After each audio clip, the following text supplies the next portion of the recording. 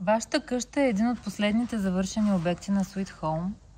Как се чувствате днес, живеейки вече в дома си? Чувстваме се прекрасно, живеейки вече 9 месеца, изкарвайки една много прилична зима за условията на София и Драгалевци и с хубавото лято и топло лято и с завършения обект се чувстваме много добре. Има нещо доста интересно в съвместната ни работа. В голяма част от процесите вие не бяхте в България. Бяхте ни възложили управлението на повечето от тях. Оправдахме ли доверието ви?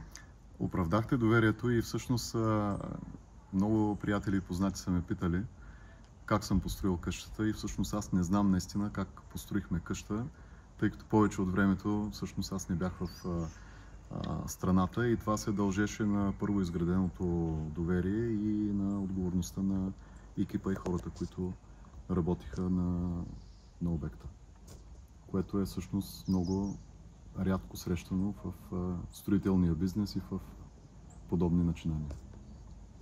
А след зимата, която изкарахте вече тук, как бихте описали комфорта на къщата? Комфортът е чудесен, защото ние направихме подово отопление с енергийно ефективна къща и без да е необходимо работа на отоплителната инсталация на висока температура, всъщност в самата къща и поради добрата изолация успяваме да поддържаме изключително комфортна температура и то на много прилична цена. Много приличен разход. Домът ви е наистина впечатляващ. Как Sweet Home успя да улови архитектурните детайли, които бяха важни за вас?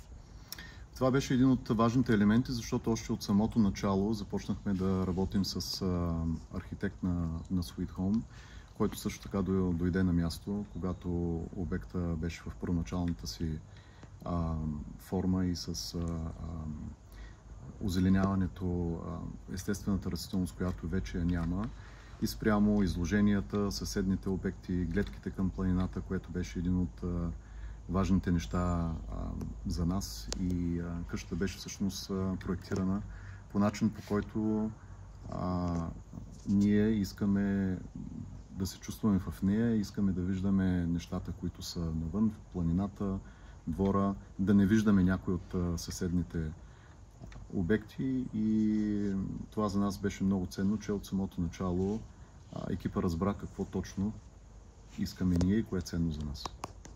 Кой момент от строителния процес никога няма да забравите?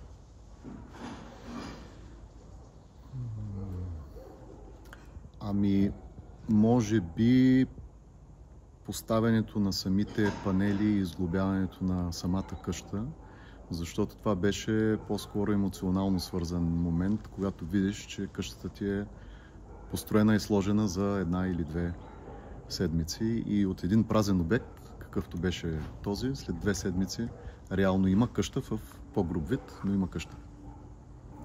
А какво най-много обичате в къщата си днес? Комфорта, спокойствието, тишината, която имаме, и това, че тя е построена изцяло по наша визия и спрямо нашите искания и очаквания. Как да изглежда един дом, и то по-скоро казвам дом, а не къща, защото има разлика между двете и ние го чувстваме повече като дом. Ако днес трябваше да започнете от начало, бихте ли се доверили отново на Sweet Home? Да, бих се доверил отново на Sweet Home. Доверието към хората, които работиха тук, и професионализма, и ангажираността, мисля, че много трудно може да се замени, така че да, изцяло бих се доверил.